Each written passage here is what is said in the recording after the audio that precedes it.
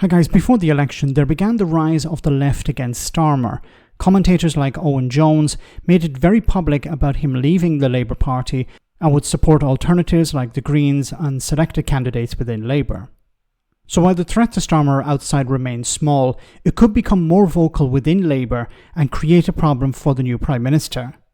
In a similar way that Theresa May had to give concessions to the ERG, will a bloc emerge within Labour that could rebel if it sees the leadership going in the wrong direction? Here Zarah Sultana explains some of the things she wants to see from the new government going forward. But Zarah, you're a Labour MP, but you make no secret of the fact you think Rachel Reeves and Keir Starmer aren't really bold enough, they're not radical enough for you. So what do you want to hear from her today? The King's Speech has many bills that I'm really looking forward to, which is a very unique concept to me as someone who was elected in 2019. When it comes to the New Deal for working people, when we're talking about bringing rail into public ownership, it's no secret I would like the party to go further. If we're going to nationalise rail, let's look at mail, let's look at water. When we look at the New Deal for working people, we need to make sure that we're repealing all anti-trade union legislation, which has hindered trade unions from really being able to exercise their powers in terms of defending the interests of their members. Personally, when I look at the King's Speech, I'd like the party to also adopt scrapping the two-child benefit cap. This is something that Gordon Brown has called for. This is something that Anna Sarwar and Scottish Labour have policy for. Therefore, Scottish MSPs are mandated to vote to scrap that. So you're not giving up on that? Upholding international law and ending arms sales to Israel. Okay, and you're not... So I think going forward, we're going to see rebellions. You know, like the ERG within the Conservative Party, we're going to see blocs form within the Labour majority, and different groups of MPs will form coalitions together, and they will attempt to put pressure on the new Prime Minister and the Chancellor to go in a particular direction. And that's normal. Labour is a broad church.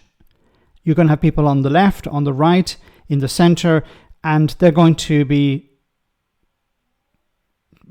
trying to influence the Prime Minister to the best of their ability to support a particular policy or to go in a particular direction.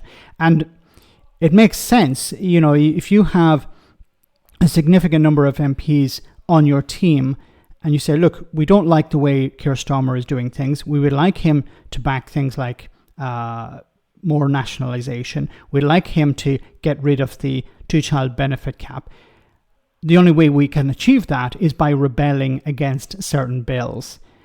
Theresa May had massive problems. I don't think at the beginning Keir Starmer is going to have these problems because whatever blocs that are forming, it will take time for MPs to jump on board. But I can guarantee it, that's what's going to happen. And Starmer will have to make difficult decisions. Does he go in the direction of, what his policy is, or does he make concessions in order to avoid rebellions? But unlike the ERG, I think you're going to see also pressure applied from outside. And it could be in the case that you have people like Owen Jones or others working in tandem with Labour MPs on the left to steer the Labour government in a particular direction. Let me know in the comment section, guys, what you think. As always, your comments are greatly appreciated. Thanks a lot.